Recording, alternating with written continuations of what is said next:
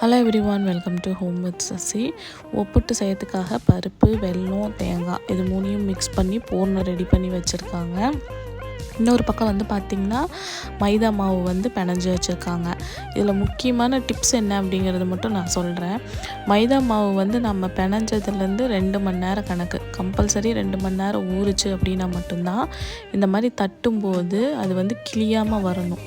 அந்த மாதிரி கிளியாமல் வந்துருச்சு அப்படின்னா கரெக்டாக ஊறிடுச்சுன்னு அர்த்தம்.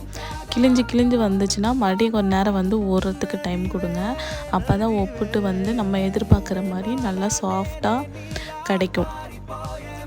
இது வந்து பார்த்திங்கன்னா பூர்ணம் வந்து ஒருத்தவங்க வந்து உருண்டை பிடிச்சி ரெடி பண்ணி வச்சுட்டு இருந்தாங்க.